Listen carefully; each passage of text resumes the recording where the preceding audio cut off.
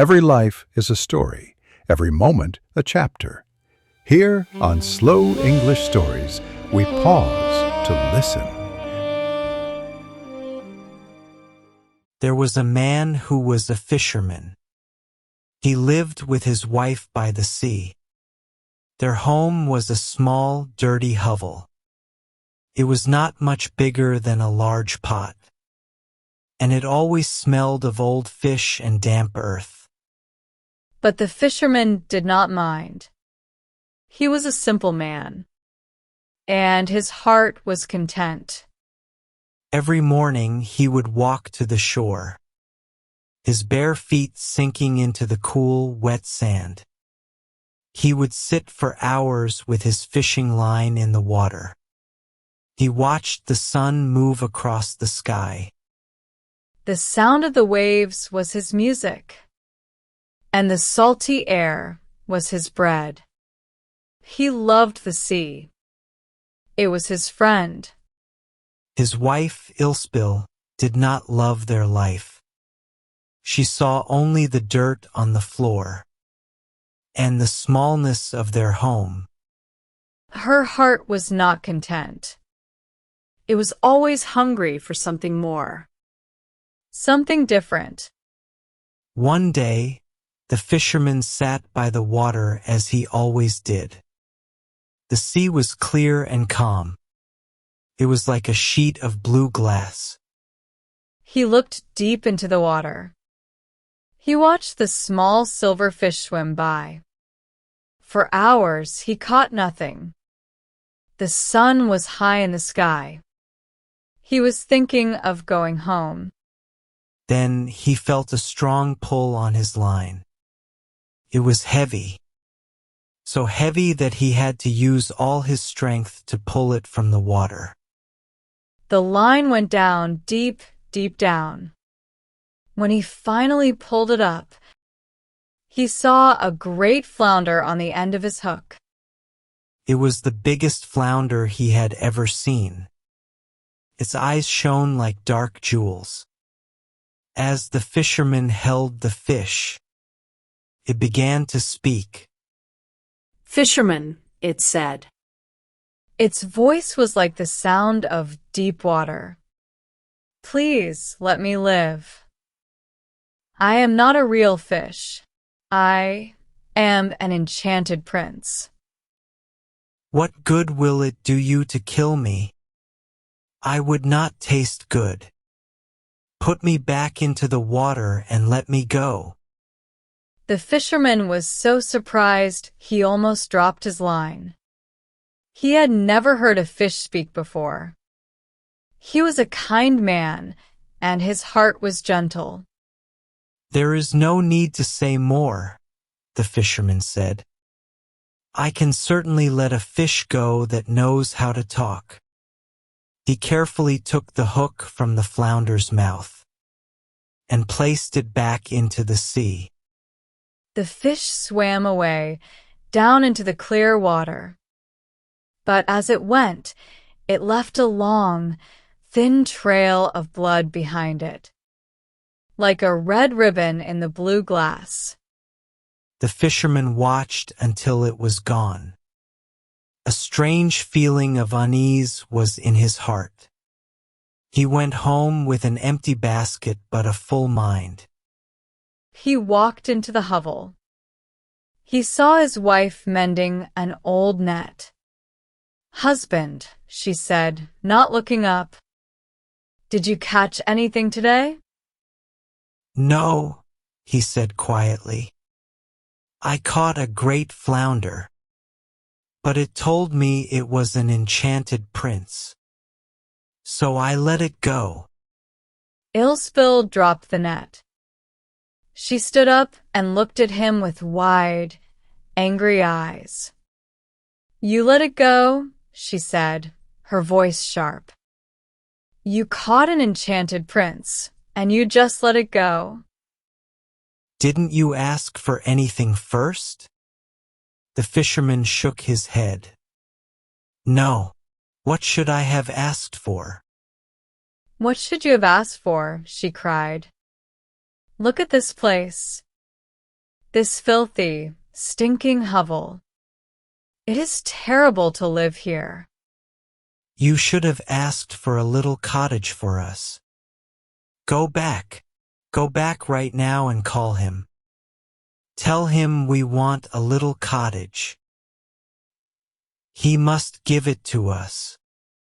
The fisherman did not want to go. His heart felt heavy in his chest.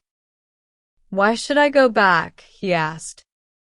It does not feel right. Go, she commanded. He will do it.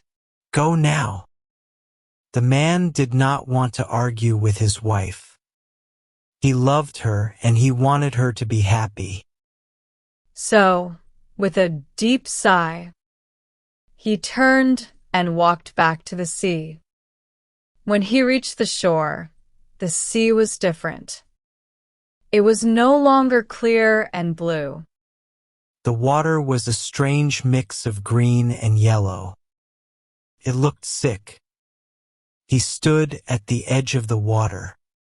A cold wind blew against his face.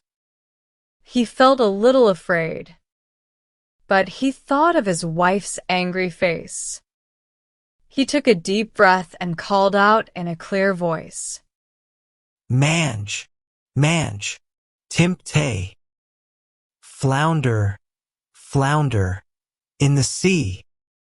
My wife, Ilspill.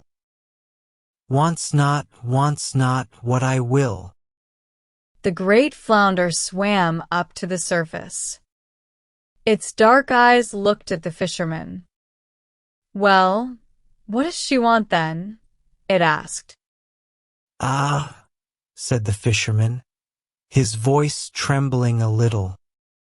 My wife says I should have asked for something. She does not want to live in our dirty hovel anymore. She would like to have a cottage. Go home then, said the flounder. She has it already. And with that, it swam back down into the strange, colored water. The fisherman walked home. His heart was still heavy, but he also felt a little curious. When he got to where their hovel had been, he stopped. The hovel was gone. In its place stood a beautiful little cottage. There was a small wooden door and windows with clean glass. A little garden was next to it, with chickens and ducks walking around.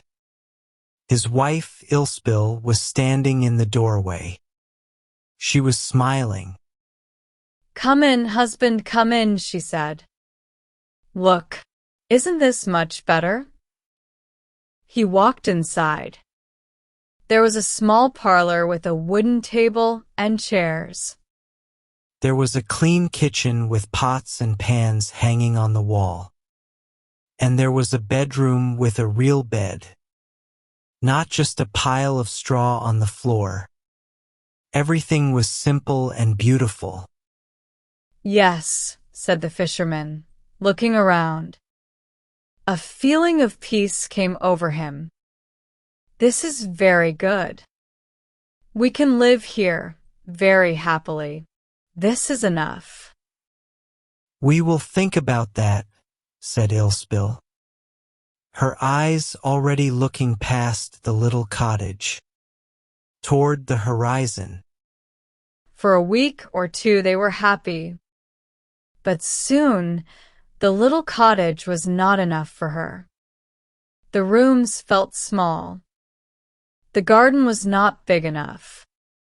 One evening, she said to her husband, "This cottage is too small.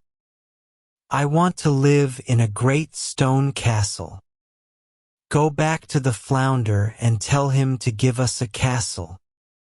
"Oh, wife," said the man. His heart sank. "The cottage is so nice. Why do we need a castle? I do not want to go back so soon. He might be angry." "He will not be angry," she said, her voice hard. He can do it easily. Just go. The fisherman's heart was heavy. He walked to the sea for the second time. When he reached the shore, the sea was even darker than before. It was a deep, troubled mix of violet, dark blue, and gray. The waves were bigger. They crashed onto the sand with a sad sound. He stood there, feeling the cold spray on his face. He called out, "Mange, mange, timte. Flounder, flounder, in the sea." The flounder came. "What does she want now?" it asked. "Oh," said the fisherman, his voice low. "She wants to live in a great stone castle." "Go home," said the flounder. "She is standing in front of it." The fishermen went home. In the place of their little cottage stood a huge stone castle. He walked through a great gate and into a courtyard. Inside, the castle was filled with splendid things. The floors were made of polished stone. The walls were covered with beautiful paintings. There were servants in fine clothes who bowed to him. In a great hall he found Ilspill. She was sitting on a chair made of soft velvet. "See," she said, with a proud look. "Isn't this wonderful?" The fisherman looked around at the cold stone walls. He felt like a stranger. "Yes," he said, "it is a great castle. But I hope this is enough." He felt a deep sadness in his heart. He missed their little cottage. The next morning, she woke up. She looked out the window at the lands around the castle. "Husband," she said, "get up. I want to be king. Go to the flounder. I must be king." "Wife, wife," the fisherman cried. "Why would you be king?" "I do not want to be king." "Then I will be king," she said. "Go to the flounder. I will be king." He went. He was so sad and afraid that his legs felt weak. He walked to the sea, and it was a terrible sight. The water was a dark, angry gray. It moved and turned, and a foul smell came from it. The sky was gray too. The wind was cold and strong. He stood on the shore, his clothes whipping around him. He shouted his rhyme into the wind. The flounder came. "What now?" it asked. "She wants to be king," the fisherman whispered. "Go home. She is king already." He returned to the castle. It was even bigger now. There were soldiers with shining armor standing at the gates. Inside, Ilspill was sitting on a high throne made of gold. She wore a golden crown on her head. "It is a fine thing that you are king. Now, surely, we will not wish for anything more." "No, husband," she said, looking past him. "I am bored of being king. I must be emperor." The fisherman felt a deep chill in his soul. "Oh, wife," he pleaded, "the flounder cannot make you emperor." "I am king, and you are my husband," she said. "Go at once." So he went. He was so frightened he could hardly walk. The sea was now black and thick. Great bubbles rose from the deep. The waves crashed on the shore with a sound like thunder. He shouted his call.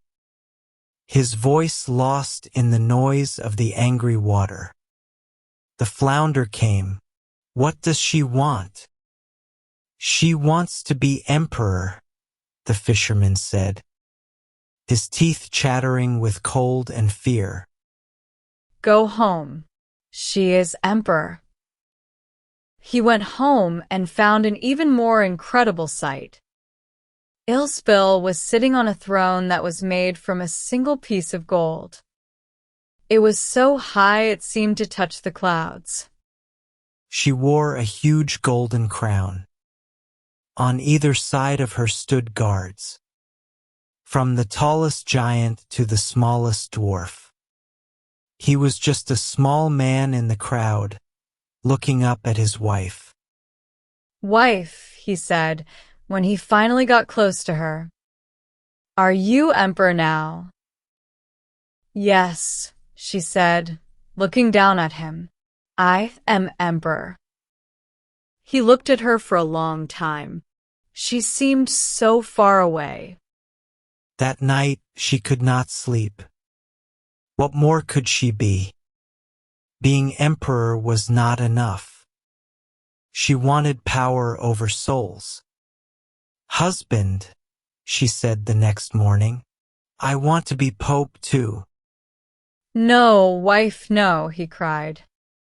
That is not possible. There is only one pope. The flounder cannot do that. He can, she said, her voice like ice. Go now. The fisherman went back to the sea. A terrible storm was raging. The sky was dark, and lightning flashed across the clouds. The sea was a roaring monster. He was so afraid. But he went to the edge of the water and screamed his rhyme into the storm. The flounder came. What does she want now? She wants to be pope, the fisherman cried over the sound of the wind. Go home. She is already pope. He went back and saw a giant church surrounded by palaces.